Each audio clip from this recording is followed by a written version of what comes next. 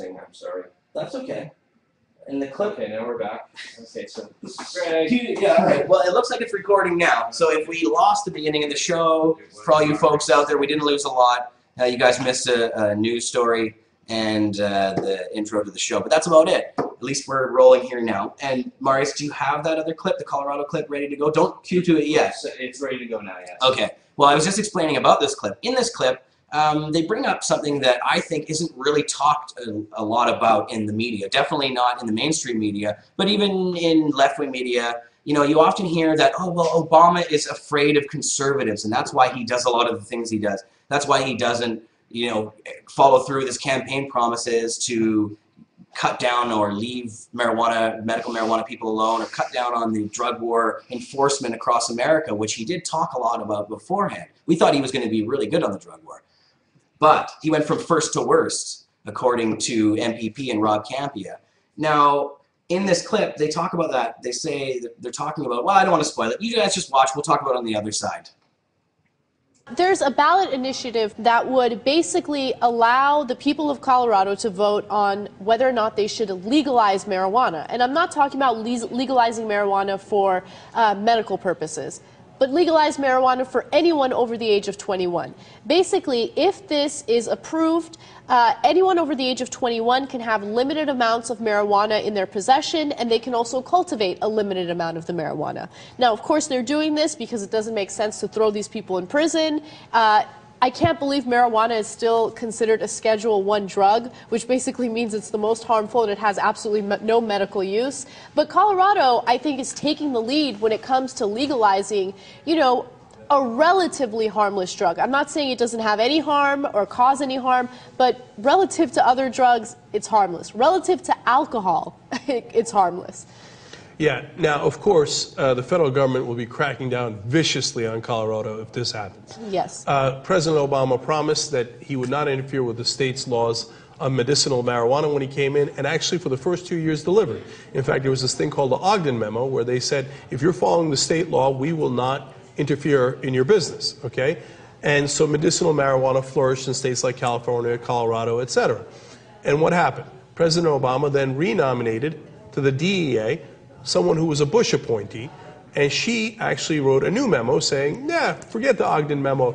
We're going to go gangbusters after the states. We're going to crack down on all dispensaries. Not only that, we're going to take it to another level. Say that if a state employee sanctions this under state law, which would be legal in their own state, we might consider that a federal crime and arrest the state employee, which of course scared the living daylights out of all the state employees. So the state of Washington reeled it back, state of Rhode Island reeled back their laws because they didn't want to have their state employees arrested. And they went on a great number of raids.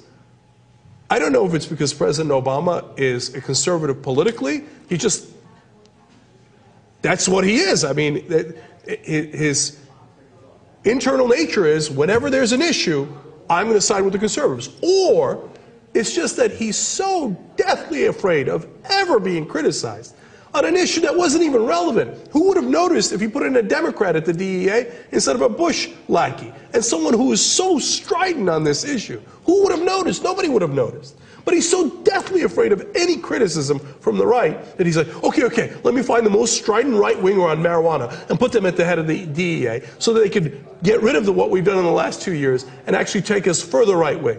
Do you think it goes deeper than that, though? Because just like any war, the war on drugs is highly profitable for private companies, private contractors. Don't you think that possibly, you know, he might have spoken to a few of these private contractors, members of his own administration might have talked to some of these private contractors, and all of a sudden, you know, they switch up that memo?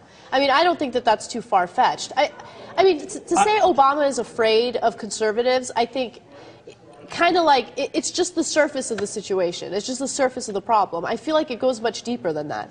Look, it could be any of those, but here's what you can't do. You, as a Democrat or progressive, liberal, anything you want to call it, or it does mainstream independent, okay? It's over 70% of the country is in favor of medicinal marijuana. Over 70%, okay? Now, what would you lose? There is no defense of it. So it's one of those options, but it isn't because, what, Obama thinks it's what his voters wanted him to do? That's inconceivable. Overall voters, inconceivable. So you know, I love what Colorado's doing here, but they better watch out for Obama, because if they pass the right laws, he'll come and crack their skulls. Right. But And you wonder why we get frustrated at Obama. Why? You think we want to? Every day that I read these stories, I get frustrated, disappointed. Every day I think, I can't believe he did it again. We don't have anything against the guy. It's just, it's in the evidence. Do you think I made up that he appointed the head of the DEA? Do you think I made up that they went and raided the dispensaries? There's a person working in Northern California with the local sheriff.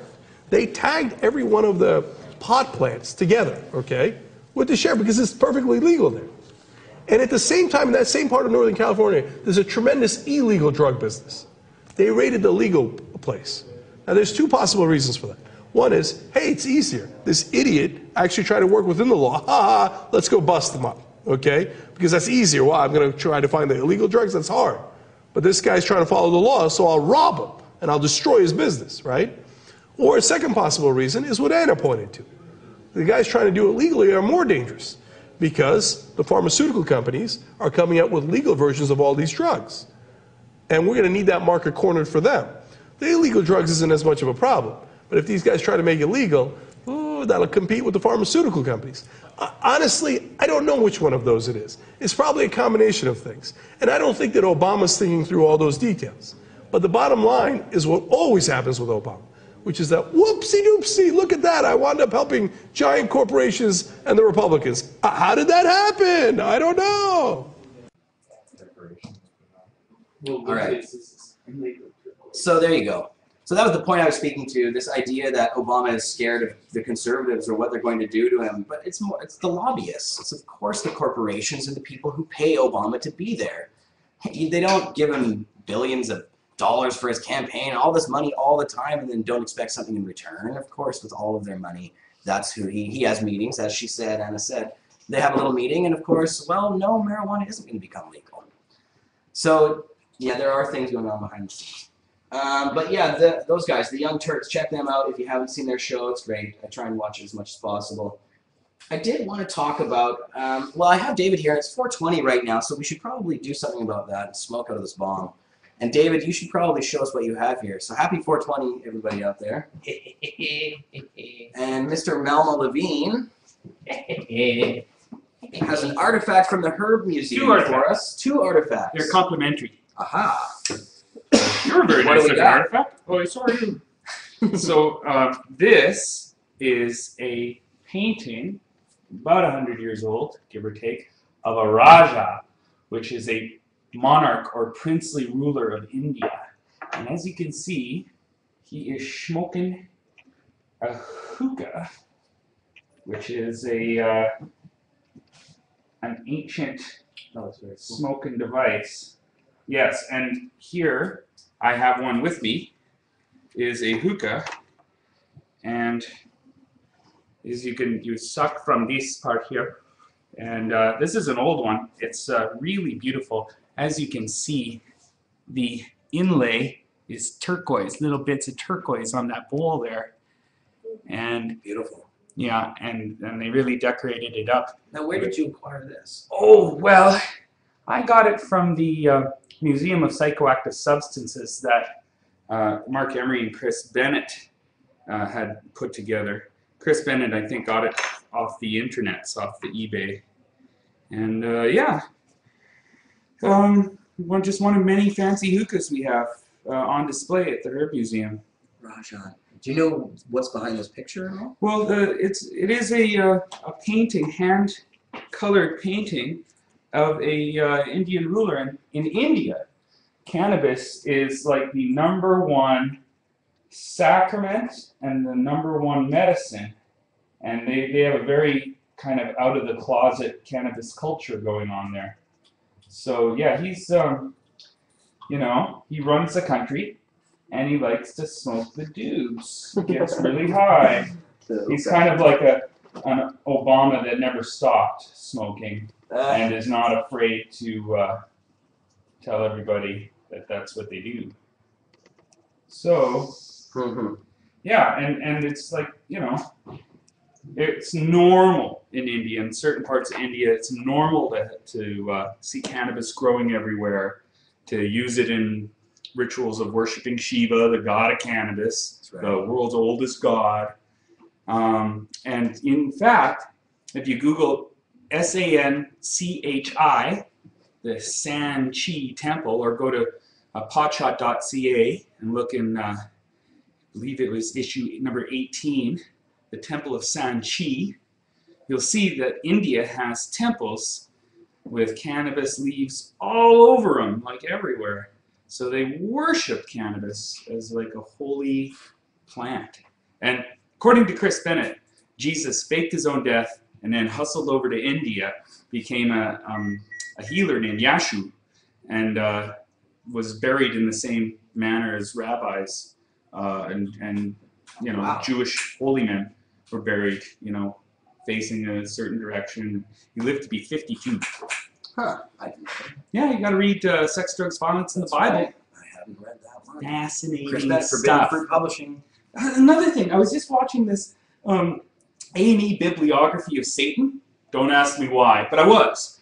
And I noticed that they said, when they were talking about the Adam and Eve from the Garden of Eden, that Satan was really bad because he lied. He was a liar and he was a deceiver, and he deceived, you know, Eve into eating the apple. Right.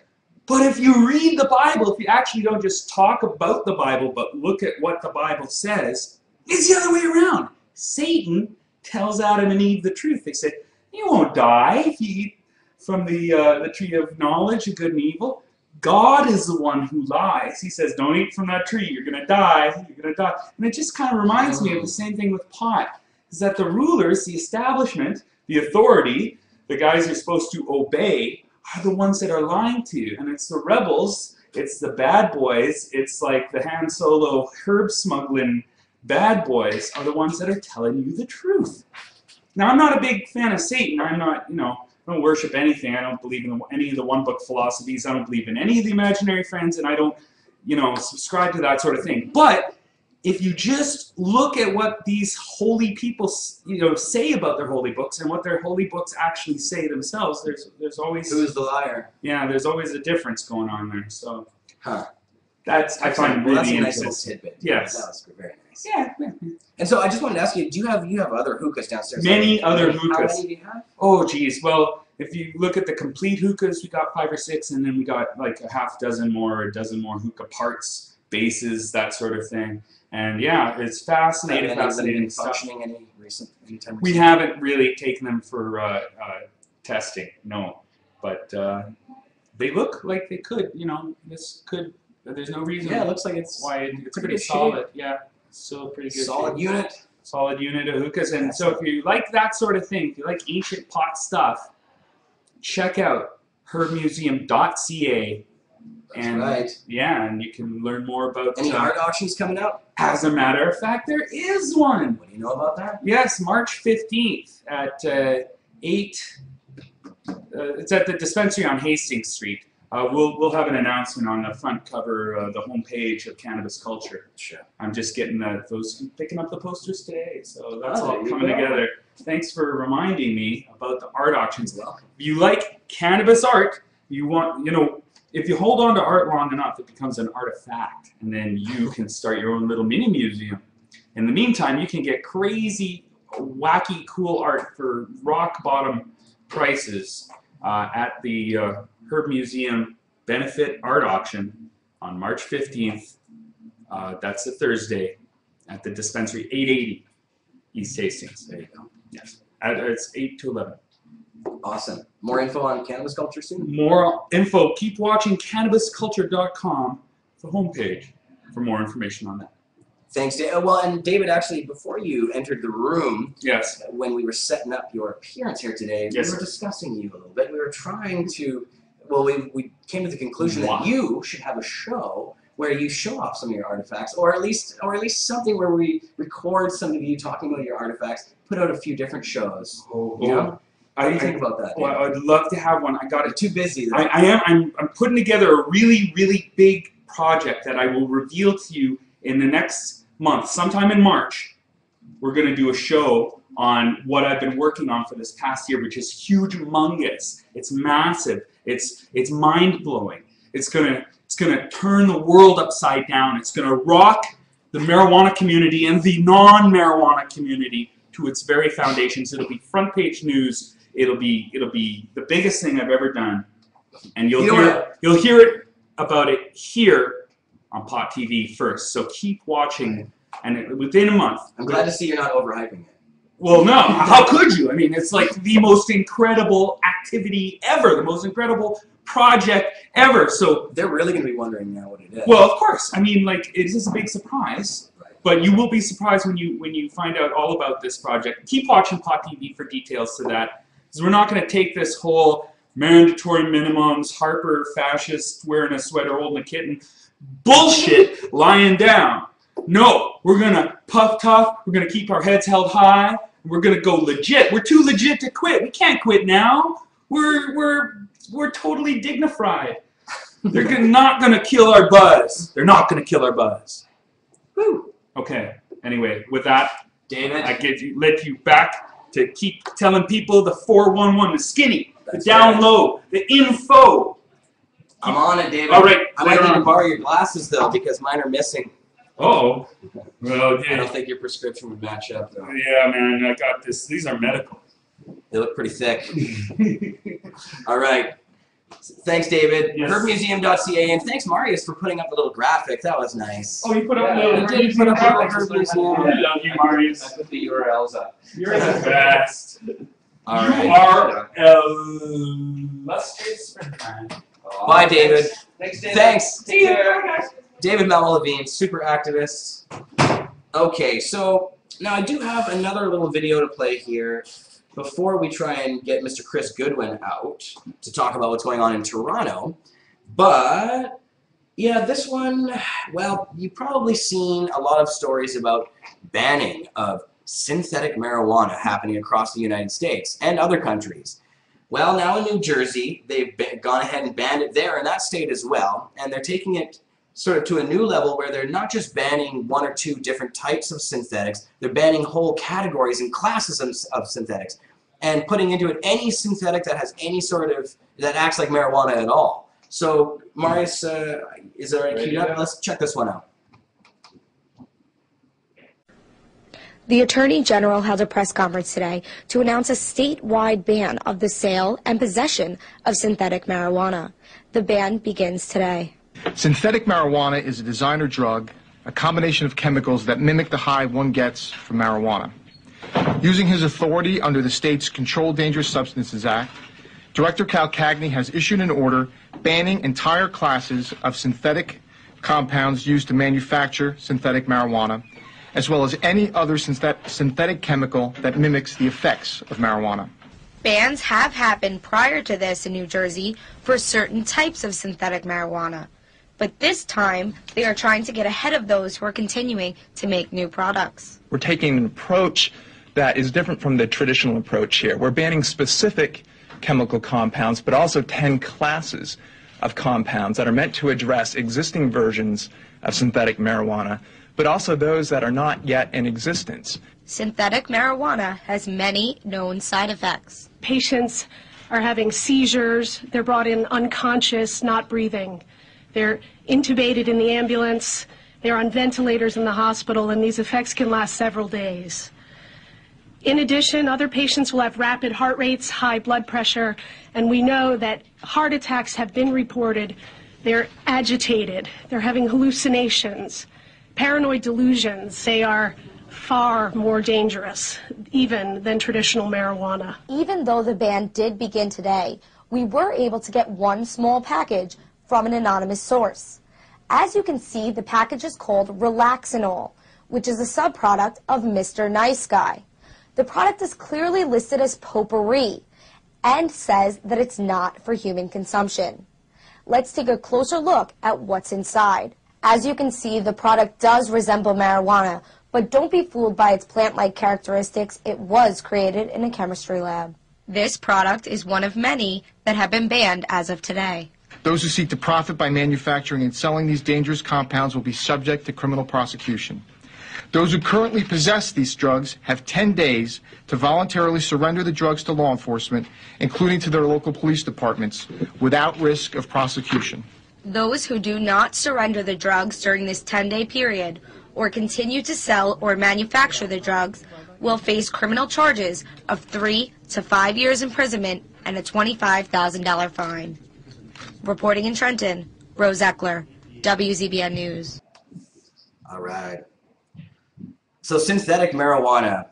We were just saying while we were watching it that Marijuana Man said this is just an excuse for them to try and make marijuana look bad. And she even admitted it herself in that clip that these synthetic ones are much, much worse than even marijuana themselves. Obviously, marijuana itself doesn't have any of these harms that they're prescribing to this drug. We're saying that these drugs are causing. I'm a little suspect myself about, I've actually smoked some of that synthetic marijuana, and of course, I mean, lots of people probably smoke it and nothing happens to them. But it's true, we don't know what they're putting in it. It doesn't really seem like a safe thing, and the answer really is just to legalize marijuana, and then nobody would have to try and make fake ones out of who knows what. You wouldn't have these problems at all if it weren't for prohibition. It's directly caused by it. So yeah, and Marius, you know what, that last clip that you just queued up there, I don't think we're going to go to that one. Okay. But I do think maybe because that was a little bit longer, maybe I'll say that for the end of the show. But the one that's underneath of it, maybe cue that one up. Certainly. Now, I am going to bring Chris Goodwin on to talk about activism and other things happening in Toronto and their hijacking of the Pot TV network feed. And they've actually, Chris has now sent me a schedule that we were asking for on the From Under the Influence. So we'll list that schedule off for you guys and make sure it's on Cannabis Culture as well. But before we get into that, I did want to just play this little video because I thought it was good. It's from an Australian network.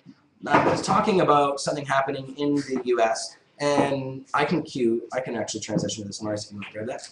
But yeah, check this out. We'll talk about it on the other side.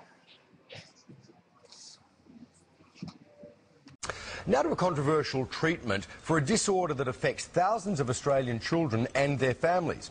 An American mother has started managing her son's severe autism with medicinal marijuana. It was an act of desperation when young Joey's weight dropped to just 20 kilograms. But since taking marijuana-laced chocolate a couple of times a week, the 12-year-old is thriving. Everything has improved. Right now, he's given 1 brownie every 2 to 3 days. Okay. Whereas the other medications he was taking every single day, twice a day. So, is it a legitimate treatment option or far too risky? Sunrise medical editor Dr. John Darcy joins me now. Good morning, DJ. Good morning. Now, we've spoken to a specialist in this area who suggested that marijuana could be helpful in treating the high anxiety felt by many sufferers of autism. Would you agree with that part of? No, I definitely agree with that part. The other side of its great benefit is that that little boy was starting to eat, and if you eat marijuana, you get if you use marijuana, people, because I don't, they have the munchies. Munchies, right? Now, so indeed, isn't it interesting that she's chosen to increase his weight by giving him that, and has found that he's much better with his anxiety, etc. Yeah. Can I tell you a story? Yeah, please do.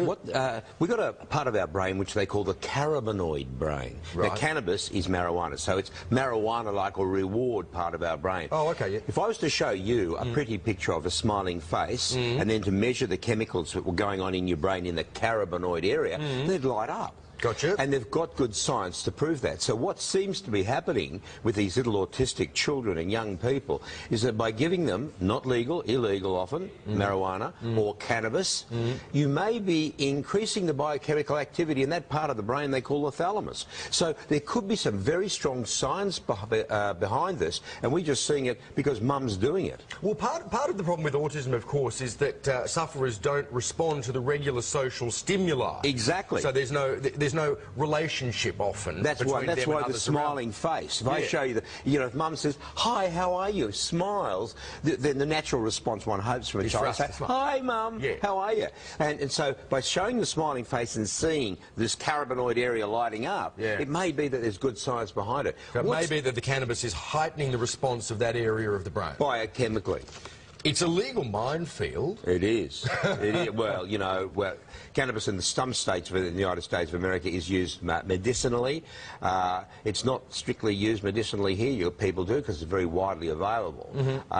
And, you know, with HIV, it was encouraging eating. With people who have really bad pain, when you don't know what's causing that pain, and it's coming from the nerve itself, they call it neuropathic pain, it does show great benefits in that. And also anti-nausea and chemotherapy when people are having cancer drugs. The use of cannabis can sometimes help that. So, yeah, although the effects of cannabis on the population at large vary greatly from person to person. And they do. One would imagine it was quite the same with autistic people. Well, that's exactly right. And that's the reason why a doctor can't say, well, it's a good idea. Yeah. But we're interested in it. If it is happening, we're interested in it. And there may one day well, there will be one day the science to prove it yay or nay. Indeed, indeed. Well, that's what Monique is hoping for. I think she's been over-prescribing her cat, actually. Well, I think that cat definitely looks like it's had cannabis. Yeah, certainly it's cannabinoid. But that wouldn't be coming from Monique. Yeah.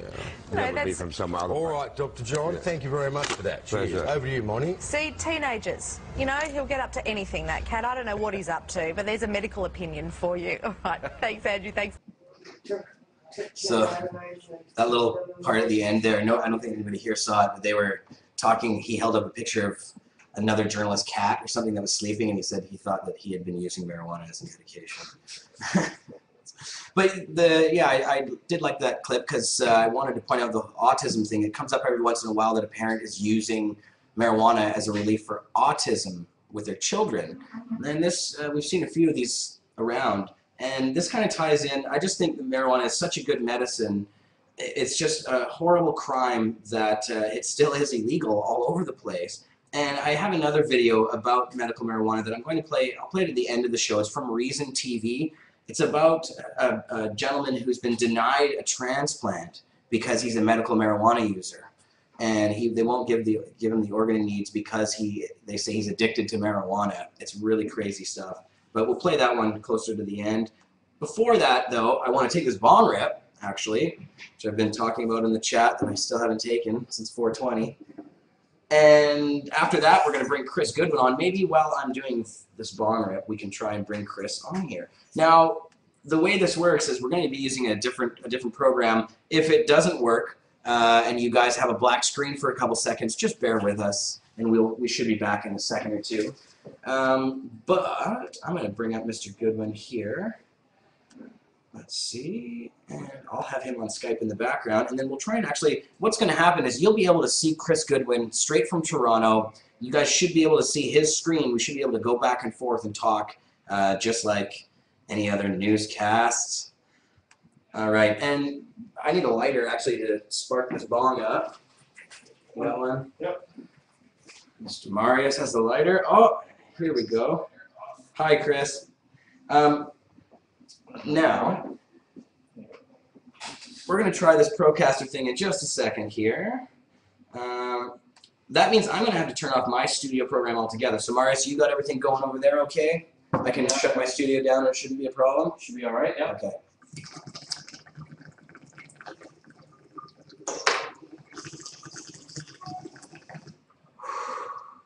Princess.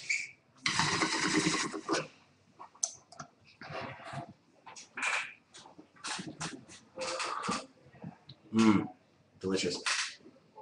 All right, so closing the live stream studio down. And now I will open Procaster, and this should allow us a few more options, including our background Skype here. So right now I'm going to go live. If you guys get a black screen, we'll be back in a couple. And we can get us both on here, and we can talk to you directly on the side screen. What do you think about that? It's better than the phone, isn't it? And can you guys say something just to make sure it's loud enough here? Hi, Jeremiah. Oh yeah, it's working. So Marius, maybe lower the thing down. Like Actually, that's kind of cool. Yeah. I love it. Yeah, the new intro is jazzy. I'm watching the chat too. I love how that was put together. Oh, thanks, man. I like the Pot TV shirt. Yeah, that's good. Yeah.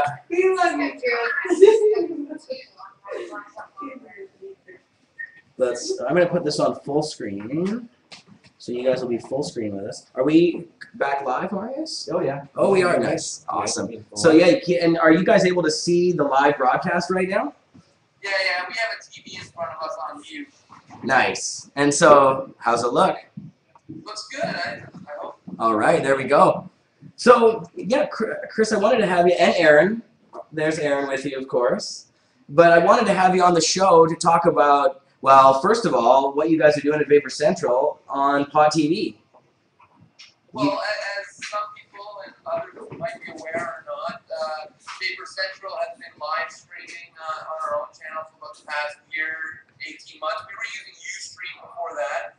And just in the last 2 weeks or so, I don't know, we wanted your viewers to enjoy our live events that we're having at Vapor Central. Awesome, and now you've sent me the schedule. And how many programs are there? Can you break it down for people and tell us exactly what you guys are offering to the Pot TV viewers? Well, weekly we do about 5 to 10 live shows a week. It starts out with Sunday open mic with the host Mike Rita. He was recently voted Tim Sims Canada's best new comic. He won 5,000. And then on Monday we do Monday movie nights, where from the time we open to the time we close, we play stoner films and other new feature films. Tuesday is obviously the Marijuana Show. It's a 3.5-hour podcast. Wednesday and Thursday, Weedy Wednesday and Third Class Thursday comedy show. And then Friday and Saturday is strictly for music, like hip-hop bands. Tonight, for instance, we have Bank Machine, hosted by Mark Harris. And yeah, we have a little stage at Vapor Central that was donated by Howie Mandel, of all people. And before that, we used to have just a piece of plywood on milk crates. And over the years, our live shows have been getting more popular. To the point now where we're turning away 50 people a night. We have 220 people at every live event. And it's pretty successful. It's taken us 5 years to get to this point. But I'm pretty glad at how far it's come. Very cool. Well, we're going to be out there with you guys very soon for the Global Marijuana March that's coming up. And of course, the Toronto Freedom Festival, if it happens. I was talking to you earlier this morning about the Toronto Freedom Festival, and you were telling me about some of the politics involved with that. Can you tell people what's going on with the TFF and maybe about the GMM as well?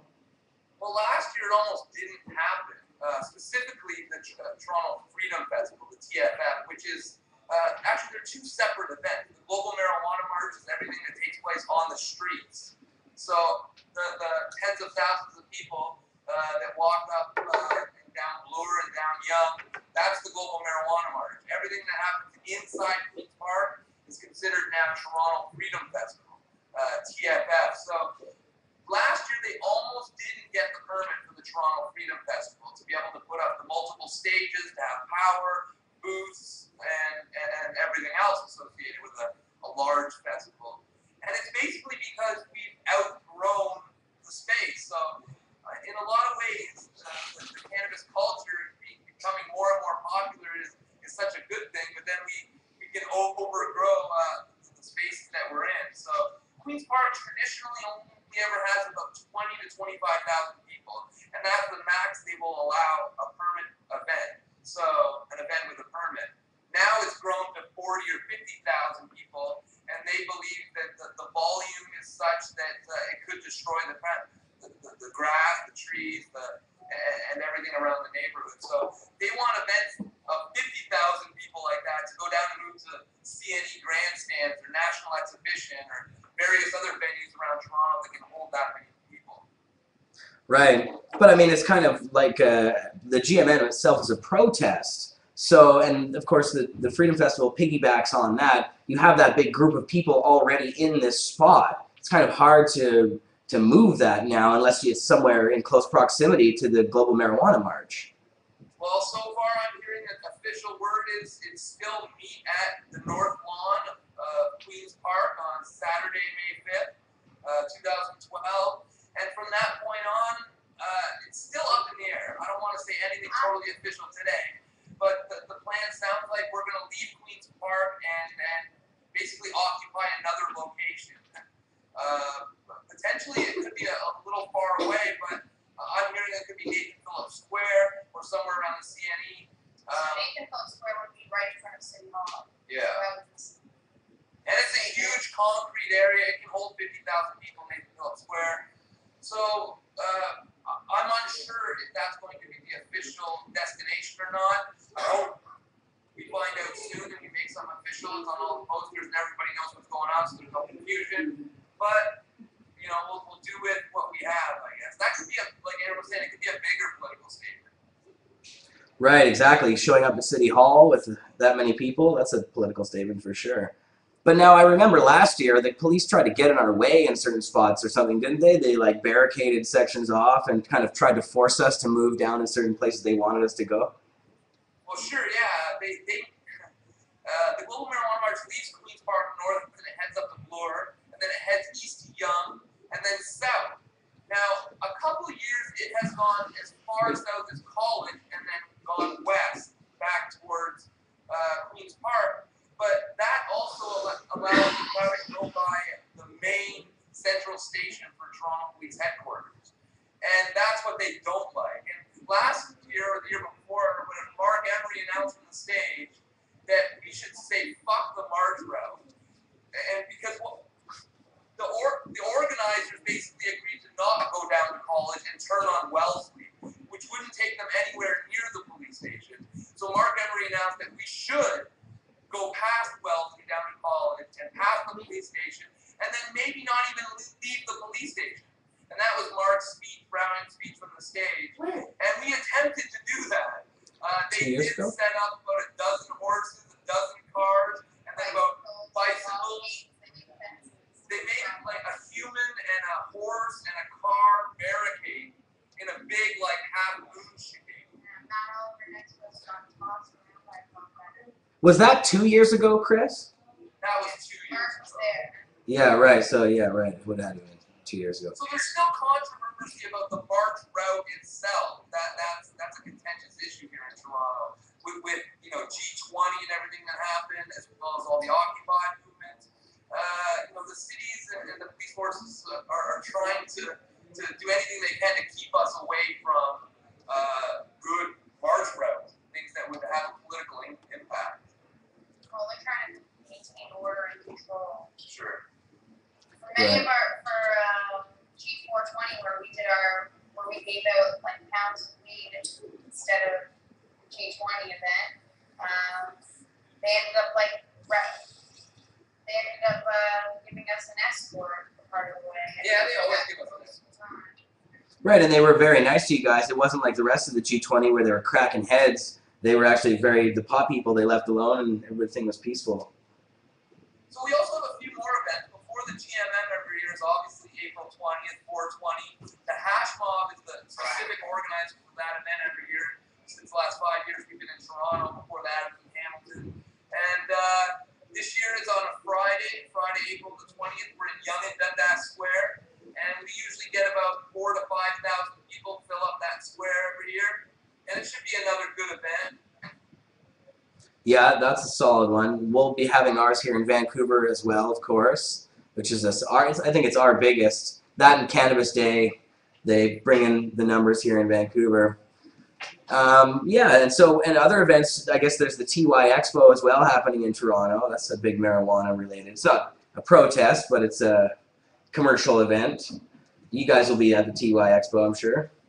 The Metro Toronto Convention Center, Marco Renda from Vape on the Lake. Now he has his own vapor lounge, which is a new thing to see, and that one-of-a-kind glass shop. And yeah, you've got Metro Toronto Convention Center every year, and the Marijuana and Hemp Expo, which is a great thing to see. I think it's May 2-4 weekend this year.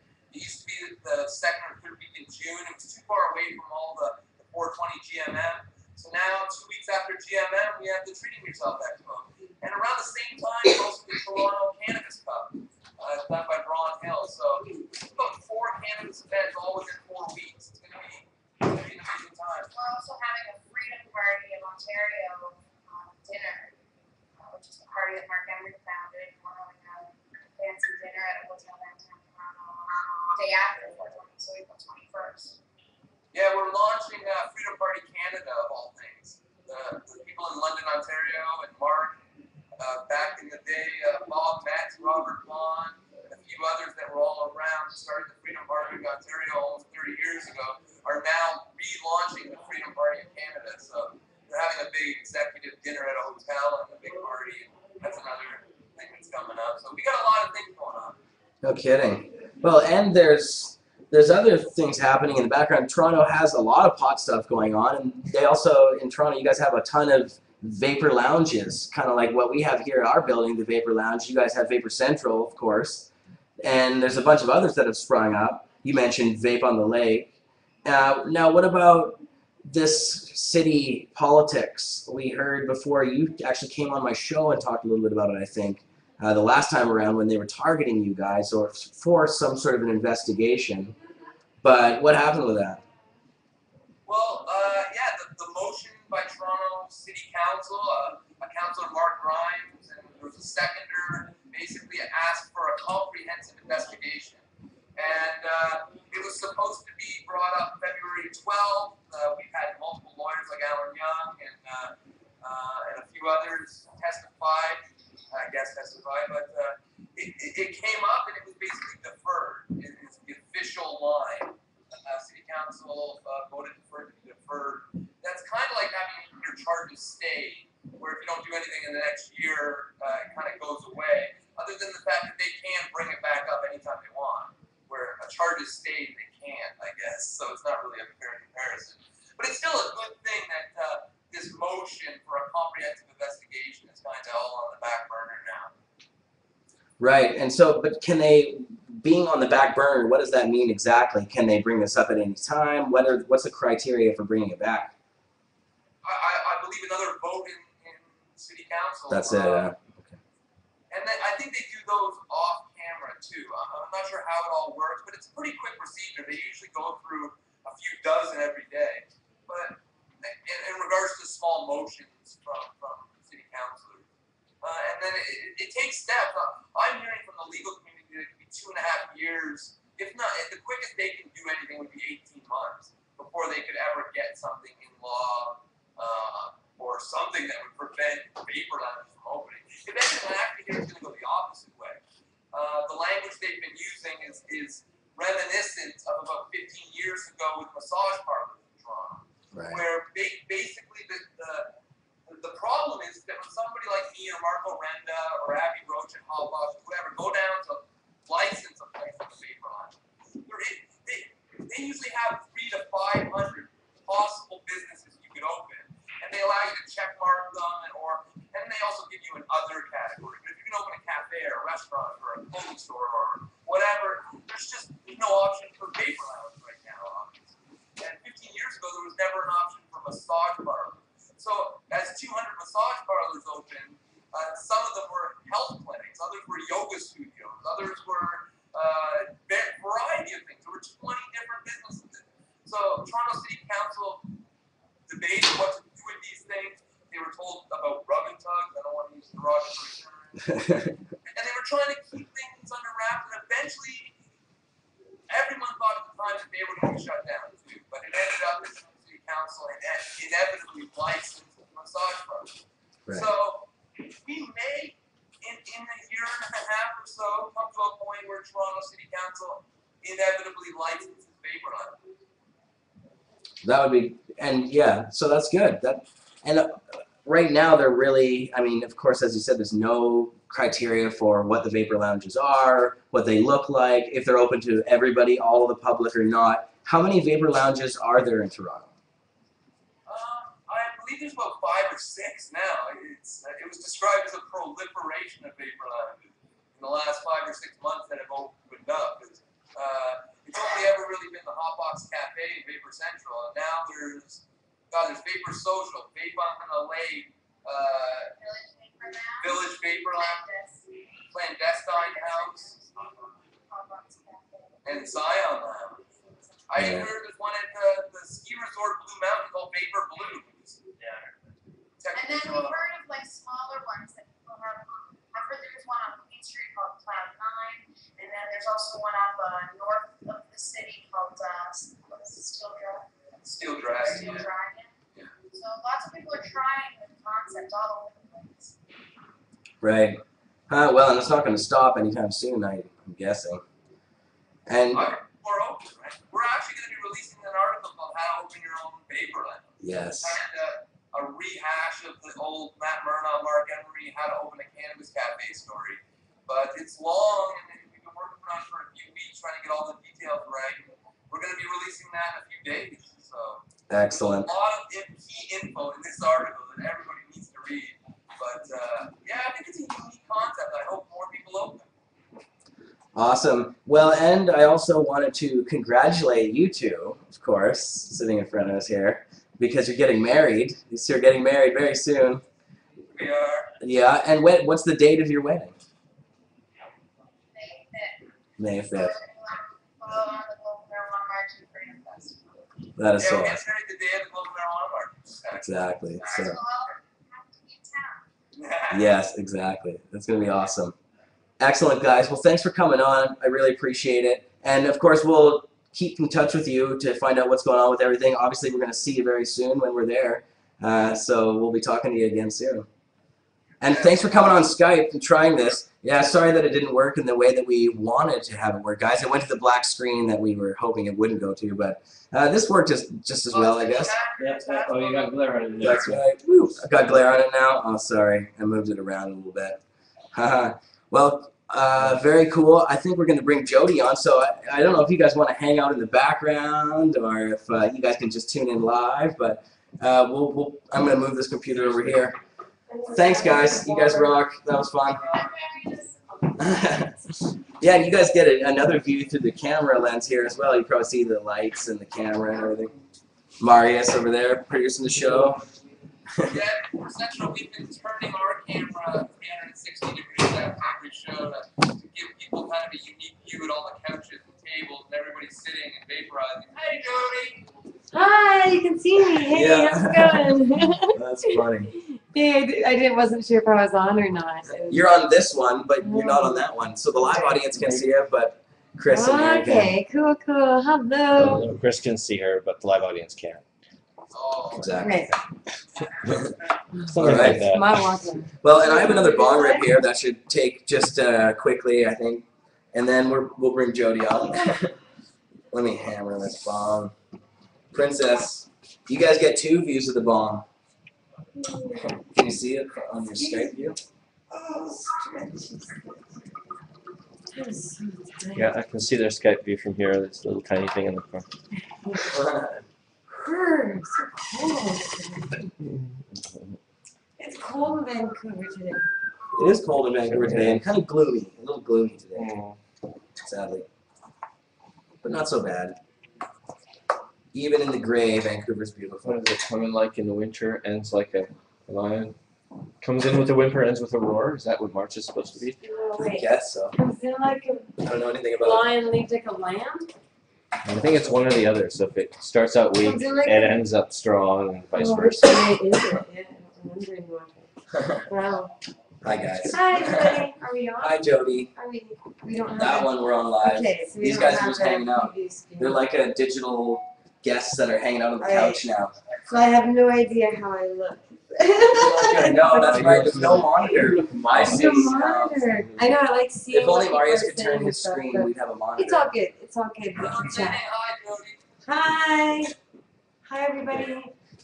So Jodie, you had a trip to the. You were at the I'm New still Hampshire a Freedom little Festival. jet-lagged. I Right. feel a little wonky out of sorts. Just I because called I'm it so the Freedom tired. Festival. It's fine. It I was know. the It was the Freedom Liberty Lovers, and it was kind of a festival of sorts. That's right. A gathering of people and joyous celebration of some sort. And you went to Boston as well. Yes, Boston was beautiful. I spent a day there. There's in one of my videos you can watch on Pot TV on YouTube. You can see some photos in the end of the slideshow of my video from last week. So yeah, go check it out at youtube.com/poptvnetwork and also at freemark.ca. And that'll give you an idea of what I did leading up to speaking at the Liberty Forum. And my latest show that I just did, I'll let you know more about that. So I'm going to make you guys watch those videos. It went well. What can I say? Well, Okay, I want to know a Boston. little bit about the Liberty Forum itself. Okay. What was it? What was like? What's the It was in a format? hotel, and they had a few different rooms, like ballrooms, conference rooms, and they were separated for different speakers, and there would be like 2 different people to choose from to speak throughout the day. and they had Peter Schiff as the keynote speaker, which I actually enjoyed hearing him at the dinner that I was at. But I had to go do an interview with Free Talk Live Radio, which is great, but I didn't end up hearing much more of Peter Schiff talk. But it seemed interesting, and it's a gathering in New Hampshire where there is a Free State Project. And these are people who believe that, well, you know, Google Free State Project and Liberty Forum, and you'll find the websites and information about it. They're freedom lovers, and they believe government should get off their back. And the motto of the state, New Hampshire, is live free or die. And yeah, A lot of libertarians. And very libertarian, yeah. Talk about survivalist type things, perhaps, and gardening and organics. And there was somebody speaking who was a critic of Ayn Rand, so he had put out a book called Atlas Snubbed or something. All sorts of people. So they had a room with a bunch of tables, and people had different things, even with like a gun, and I saw some open carries, and that was kind of interesting. Because like, there's a gun on that person. Yeah. It's right there. And States very of interesting. America. Yeah, but I spoke to like 70 people. I talked about Marc and his civil disobedience and a bunch of different stuff he's done prior to marijuana activism. And of course I talked about the marijuana activism and what got him to where he is now. And it went well. People really loved it. They all stood up at the end, so it's like a standing ovation, I guess, and clapped a lot. And there's people who came and shook my hand and said that it was amazing. And, okay, so I guess it went really well, but I just don't prepare notes or anything. So I just go to an event and I just start talking and try and fill up whatever time I've been given. But the average person would try and do that. Doesn't come out how you come out when you do it. It flows. You are so good at it. I've seen you in action, and you are just the master of it. I can't believe that you don't have any notes, and you just go up there, and it's like, wow, it seems polished. You did it just recently at the Canadian University press conference. I was blown away. So I talk a lot. Do you like that? Yes, I'm very good. talkative. I feel it's something I'm good at. Yes. If I have a talent, it's probably speaking, perhaps. Maybe some other stuff too. But it was great in Boston. I want to say thank you to all the people out there who came to the dinner. It was really cool. It's a decriminalized state, so that's pretty neat to be in a place that's more free technically than Canada. Although Vancouver, I've got to say, I mean, we've got a special scene that's been here forever. So when it comes to enforcement, we do right, well. but which could always change too, and that's bad news. Did we mention C10 today? Yeah, you mentioned it earlier in the show. So this is getting passed pretty quick here. In the recorded version, they wouldn't have heard that story my about goodness. C10 being passed by the Senate. The worst thing is that Geo Group, private prison, for-profit prison company on the stock market exchange, meant to make money off of imprisoning people, lobbying to maintain drug laws and all that. These guys are in Canada now. They have it on their website that they're operating in Canada, but the Canadian public haven't been told this yet. I don't know how they feel about knowing their prisons, these massive multi-billion-dollar prisons going up across the country, are going to be given to private prison companies because it's more affordable. But it's not. It's much more destructive. And anyway, I'm just ranting here. But private prisons, it's coming to Canada. We've got a incentivizing scary throwing time. people in jail. It's But really bad. it's really interesting and kind of exciting that the sleazy, lying, deceitful Conservative Party, who have been indeed found guilty of illegally spending millions of dollars in elections past, these guys, they're trickery types. They're bad. Nixonian, some people are saying. Yes. So there's a big outcry in the media because they were doing robocalls. They were calling out, making phone calls to people and telling them their voting stations had changed all across the country. All sorts of voter suppression and misleading and really bad stuff going on that the Conservatives have been linked to through many complaints and phone numbers and all sorts of interesting stuff. So we have here a very corrupt government, which we've been telling people for a very long time, and they're being kind of caught in this. Now they seem to deflect things easily because they just don't give a flying. You know, they don't care because they have dictator like just bounces right off Stephen Harper's hair. That's what, when I was in New Hampshire, people found it amazing because, you know, Americans, these guys are freedom lovers, and I was telling them how our government, we just have one guy who rules all. He has majority government, he does what he wants. There's no stopping them, and it's really, that's shocking to them because even though Obama has executive powers or whatever kind of things he can do. There's still, you know, Congress has to pass stuff, and they have to work together. You don't have one guy making the final say and cracking the whip.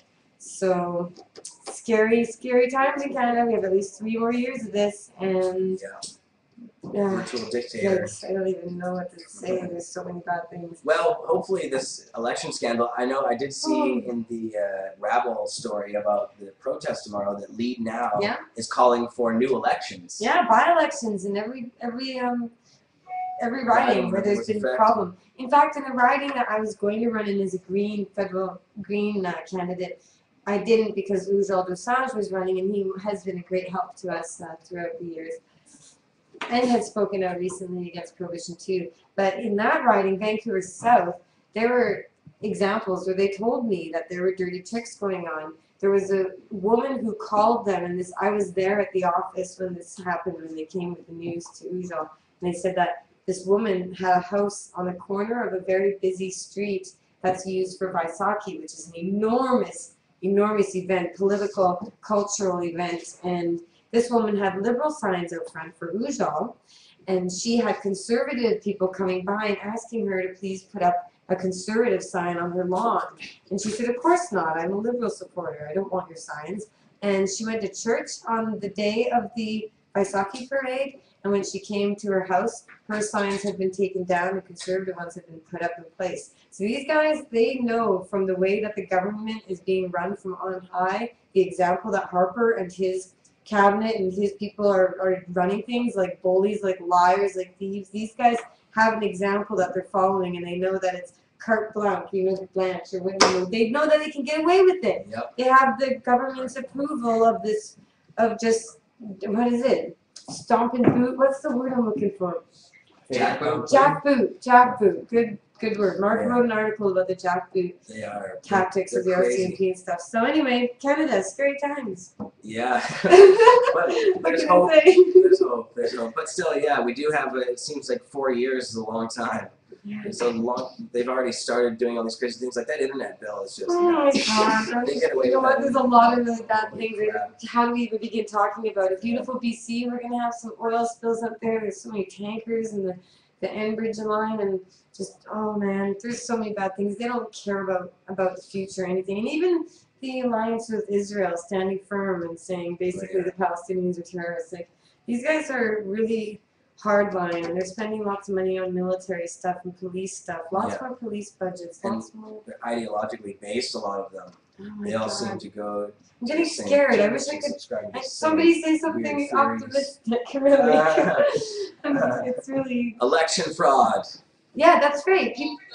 Sometimes it's darkest before the dawn. That's right. Yeah. Thank you. Well, here's another one. Just like, why be sad? Even if all's going to hell, why don't we just smile and enjoy what you can? We're living in the golden age. We're living in the golden age. I really think so. Yeah, me too. Well, it's like nice. think back when history, when they look back at us, because there's been like globalization. You know, industry is moving around the world, and things is going to be an evening out, and a bit of robbery with the rich on top, and the same old but on a bigger scale. But that means the standard of living for most of North America and even Europe is going to be dropping because of all the money being stolen through taxation and all sorts of things, and because of it's just going to be hard times. So we'll look back and we'll say we all had cellular phones and internet access that was affordable pretty much, and remember all the fresh water we drank. We'll still be using them to like fill in the walls of our houses or something by that time. Yeah. They'll just be like overloading dumps with all the old plastic ones that don't work anymore. Yeah. We used to be able to go outside without a pressure suit. Yeah. But really, just think about like all the food that we have access to, and just like there's a lot of benefits to the way things have been going, but it's obvious it's not sustainable. It was never sustainable. We saw a time of great living, like the Romans. Like the Romans. I just watched a show on the Romans last night, and I was really thinking about this a lot because it's true. You know what they did, the Romans, that was amazing? The reason they expanded so well, a lot of, forests and stuff, but because they made people want to become Romans, and you could become a Roman anywhere in the world. And what they did is they would go to towns with resources, and they would set up great grand palaces, like community centers, you know, with the pools and the, you know, they would set up these great things and be like, this is the life that anyone can have. The middle class, technically, there was a really high, rich elite that got bigger and bigger with bureaucracy and government type people and big business, and that's how it started to crumble. But for a long time, the reason they grew is because they made people look at their way of life and be like, you want to be like us. And that's how people look to America, like American culture, to be able to have the freedom to have a big home and a pool and, you know, to have phones and all the things that America has been, you know, the great appeal of the American dream. But that's no more. Like, that can't last. It didn't then, it's not now. And so anyway, we got to live it. Woohoo! That's how you can be happy. Still living it. We are still living it. Yeah, it is. Well, we make it. hopefully it's not over yet. I'm sorry I'm being such a No. pessimist. Maybe it's this horrible weather outside. People want to know how you think and feel. Yeah. They care about you. I think everybody thinks these things too. Most of our audience, I believe, know all this and kind of. Yeah. It's just you have to learn how to make the most of it all, because we can't change it all, and that's why you can just try and just focus on what you can do within your realm. Yeah. And there's always some hope in the future. Yeah. And if we don't have that hope, then it's just over now. So we might as well give up. Don't give up. Don't give up. You can take breaks. You can have a rest if you're tired. Like sometimes I'm tired right now. I'm gonna admit I'm just tired. It's the end of winter. Just all this visiting. Mark is lots going on. Do a lot of busy traveling. times. So I'm sleepy all the time. You know, it's all good. Spring is coming, and I love that. And exciting things ahead. We got 420. We got the Global Marijuana March all around the world too. So if you live in a city and you want to make a Global Marijuana March, I'm not sure who to contact. It's kind of like a do-it-yourself. Dana Beale's usually in charge with curesnotwars.org. But globalmarijuanamarch.com should have info. It may not. We may have obtained that. And I don't know. You know what? There's something we're going to have to figure out. Yeah. I'm at a loss to say. There's probably a website still up somewhere. I don't know, maybe Chris knows more. Is there a GMM website, a For general Toronto, GMM I'm website? sure it is, but yeah. Not just a Toronto one, but I mean the old big For one. the whole world, yeah. Mark used to pay for posters to go all around the world in all these different languages everywhere. He made a huge financial contribution to like a decade of global marijuana marches. So, yeah. We should figure out what's going on and we'll let everybody know. Yeah. So that's what we'll work on. But anyway, there's lots happening coming up to Do Yourself Expo as well. So yeah, lots of Toronto stuff going on. Toronto, and there may be lots of Vancouver stuff going on too. There might be some expos here, maybe not though. That's right. Well, we'll see what happens. Yeah. Although we're gonna have actually, this is the first time I'll announce it, and I'll announce it so I know that I need to do it. Is that Lisa Kirkman, Mama Kind, is going to be here for 420, and we're gonna do a book signing little shindig at the BC Marijuana Party headquarters. So she has her book Sex Pot, and it's available on Amazon and I think through her website, so you can look her up. And she's a long-time associate that we've known well gosh, I've known her ever since I've been around, because she entered a Cannabis Culture subscriber contest and won a contest to come have a party with Cannabis Culture crew way before I was even here. What year was that? I don't remember. But came out and met everybody, and like so many who come to Amsterdam couldn't really leave, so she stuck around, and she's worked for Skunk Magazine and done a lot. Anyway, 420, big party at the Art Gallery as always, and hopefully a little thing going on here, so we'll let you know more as that comes together. Definitely. Thanks, Jody. Yay! Yay! What time is it right now? I don't even know. 5:17. Oh, look at that. It's almost 5:20. Wow. Sorry for keeping you all long. No, it's good. That's good. That's fantastic. I was meaning 5:20 as in 4:20, but just 5:20. You know, it's for somebody out there. There's a 4:20. Maybe a bit of it. Yeah. There's some fish. Yeah. Alrighty. Well, thanks for having me on, and Jody's show you can find on the front page of Cannabis Culture. YouTube.com. Pot TV Network. That's right. And at freemark.ca. And Mark has a new blog that is up and online right now on the front page of CannabisCulture.com. I'll post it to freemark.ca later, but he writes about his birthday when he got sick. a little. You can read I about was going that. to ask you about his You birthday. can read about his band, Yazoo, and the concert that they had. And you can read about other stuff that he's written about. The Monkees, Davy Jones, passed away. Marc reminisces about that. And yeah, so check it out, cannabisculture.com. And he's sorry he doesn't write back to everyone who writes to him. He tries so hard, but he says he never wants to send back any fewer than 5 pages. So that's at least an hour plus of writing. So it takes time, and he'd like to get back to you all, and he does appreciate it, and I do too. So thank you. Go to freemark.ca. Thanks, Jody. Good. Yay. Adios, Cannabis All Culture. right. Yeah. So, Marius, I think all we have left really is the video. Yeah. Because we've done all the guests. Jody's been on, Chris and Aaron were on, David was on. Yeah. You weren't on, though. No, I wasn't talking. Were you coming on today? I always wait for an invitation. I don't mean to presume. Oh, I'm going to come on your show now, Jeremiah. Come on. Sure, I'll have a bong hit. Yeah, that's a good idea. We know everybody out there wants the ball. And I saw on the TV here they were hitting the ball. Everybody and I still see like big fan. Can you see the screen on the side still? Yes, very well. Actually, oh, nice. It was kind of small, but here, let me see in the show. There's no glare on it. Right, does it? Oh, I just moved it. Yeah. I always move it just tilt the screen towards me. Worse. Yeah, you gotta go back. No, you. Oh, like this. How's that? Is that all good? Yeah. Yeah, everybody loves watching the bong hit, so we need somebody that will do bong hits for the entire hour of the show to keep people happy now. I like that idea.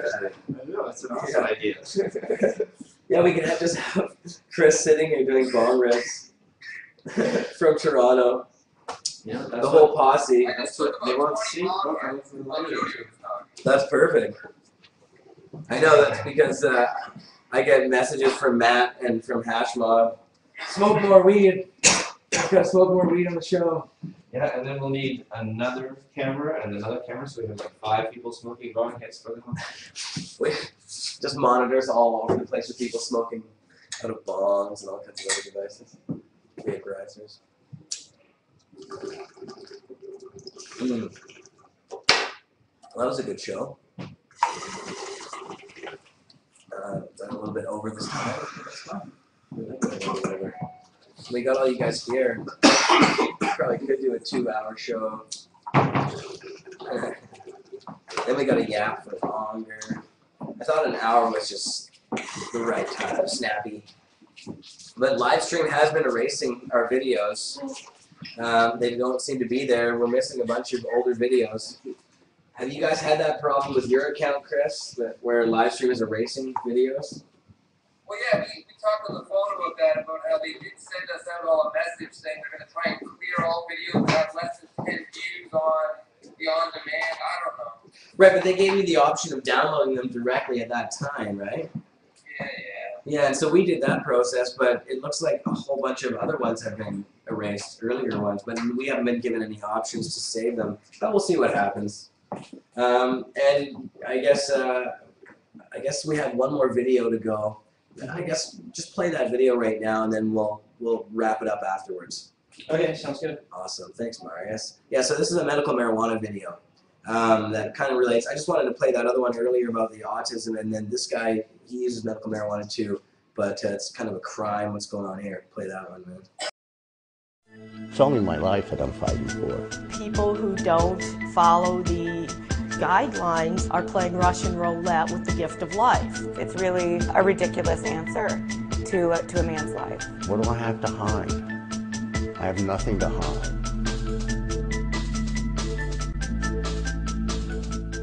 My name is Norman B. Smith. I'm 63 years old, and I have inoperable liver cancer. The only way that I can stay alive is to have a liver transplant. Smith seemed to be making progress in his cancer recovery. He was being treated by some of the best doctors in the world at Cedars-Sinai Hospital in Los Angeles. He was on a transplant list, and he had completed a successful clinical trial that had his doctors dubbing him a miracle man. Then his cancer returned, and 2 months before he would have received a transplant, he got this. Dear Mr. Smith, this letter is to inform you that your name has been removed from the national wait list with the United Network for Organ Sharing. You have been removed due to non-compliance of our substance abuse contract. In the midst of his treatment, Smith's oncologist at Cedars-Sinai prescribed medical marijuana to alleviate pain brought on by back surgery and chemotherapy. Cedars-Sinai's transplant program, however, considered that doctor-prescribed medicine to be something different: substance abuse. I'm not a substance abuser. I'm a tax-paying, active citizen of America. I was in extreme pain, extreme discomfort, and was put on huge amounts of various pain medications to deal with it. I got off. I didn't want to be on the pain medication. And for pain relief, I asked for a script for medical marijuana, obtained it, and went on a medical marijuana regimen. Marijuana is considered substance abuse. The hospital did not want to speak on camera, but referred us to Peggy Stewart, a clinical social worker with UCLA's transplant program. There are other ways to treat your pain, and if the rules are such, then you should be able to adhere to that policy. Now Smith must attend Alcoholics Anonymous classes and abstain from marijuana use just to get back on the list. But time has already run out, and even he knows that. My chances of getting a liver transplant in time is a long shot. People who don't follow the guidelines are playing Russian roulette with the gift of life. Cedars-Sinai said in an email that their reasoning lied in a deadly combination between a mold found in marijuana called aspergillus and medication taken before and after a transplant. Aspergillus fungus can lead to infection in immunosuppressed patients, which the liver transplant population is comprised of. Immunosuppressant patients take medication that prevents the rejection of transplanted organs. This complication is why transplant programs at UCLA, at Cedars-Sinai, and across the United States don't see a difference between medical marijuana and marijuana as substance abuse. The legality of it really is not an issue. I feel it's frustrated, angry, I believe morally, ethically, medically, scientifically, they're wrong. Unfortunately, the story of Norman Smith is not an uncommon one to us Americans for safe access. Stephanie Shear works to improve medical and legal barriers to medical cannabis. The truth is that Norman lives in Los Angeles, and there are laboratories that he can take his medicine to and make sure that it doesn't have contaminants. Actually, Smith didn't need to take his medicine anywhere. The dispensary he used near his house had its marijuana tested for aspergillus and other fungi at SC Laboratories, a facility that tests marijuana in full compliance with FDA and EPA agricultural guidelines. It's safer than the spinach and lettuce that you eat. Additionally, the lab abides by the United Nations Office on Drugs and Crime Manual. It's really a ridiculous answer to a man's life. Despite technology like this, transplant programs are not convinced. Because of the possibility that their data could be wrong, I would still have some reservations about this. I would have to have some convincing data. We presented Stewart with some more data, a 2009 study from the American Journal on Transplantation that looked at marijuana use among potential liver candidates. The result was that the survival of marijuana users was not significantly different from marijuana non-users. We're not really looking at it from that perspective, that the outcomes are the same. If you potentially expose the new organ to any risk factor, that's a problem. Shear says the real problem is patients left in limbo. Norman is now in a very large community of our patients that can't find a place in the system. She says that's because the world is still changing. The reality is that we live in a society that is just starting to open its mind to seeing cannabis used as a medicine. Cedars-Sinai's spokesperson said in an email that we do not make a moral or ethical judgment about marijuana use. Our concern is for the health and safety of our patients. As an advocate, I'm really tired of people telling me that this isn't about morality. Pull behind the curtain, and there isn't anything there except for their opinions about the morality of using this medicine. They're looking out for themselves, right? As far as the looking out for me, I'm disillusioned by that. I disagree that the selection committee makes moral judgments. We do not discriminate against patients who have had a criminal history, who have done illicit acts. So similarly, we're not discriminating against medical marijuana users. You see, what's happening to Smith represents something bigger, one of the first battles being fought over the place of medical marijuana in medicine. And this battle isn't just unique to Smith. It's a fight for many patients caught in between managing their pain and receiving a transplant. Since I've started Americans for Safe Access, in our database at our office, we know of over 24 patients that are going through this, and unfortunately, half of them have passed away because they were not able to get these transplants. Now I just accept it, I deal with it, and I take one day at a time. I move forward, I try to get a quality of life every day, and I realize that the chances of Cedars changing their mind, it's a long shot, but if I can affect a change, so be it. It's probably too late for me, but I hope it makes it easier for the next guy, and there are plenty of us out there.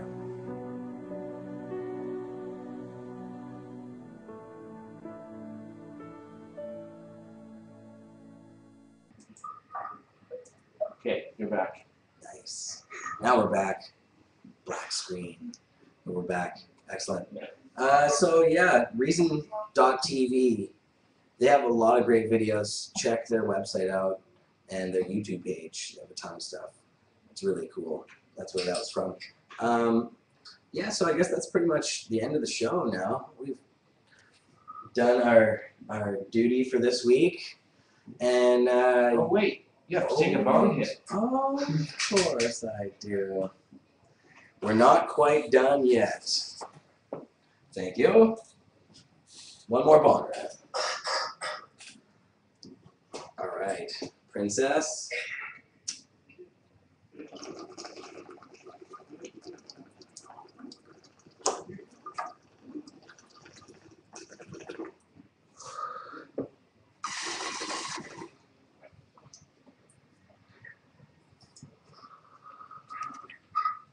Princess. Awesome. Nice. That's nice weed. That's what it is, but it's nice. All right, guys. Well, thank you very much. And thanks for Marius, to Marius, for producing the show. Appreciate it. My pleasure. It's a lot of fun. Thanks for Chris and Aaron, to Chris and Aaron, for being on the show. I gotta be consistent. Oh, look at that. That is so cute. You guys are like that little head in a box. Two heads in a box. Oh, Pot TV. All right, and thanks to Jody for coming on. Yay, and Mr. David Malmo-Levine. His artifacts, go to herbmuseum.ca. And what about you guys? You got to drop some website addresses. Well, vaporcentral.com, and then Facebook, YouTube, live stream, Twitter, all / vaporcentral. VAPOR Central. And yeah, you can reach us on all those places. Fantastic. Thanks, guys. Yeah, and thank you guys for watching. And I guess that's it. So we'll see you next week. Peace. That's it. Restart or resume? Either one. Go for either. What do you guys want to see?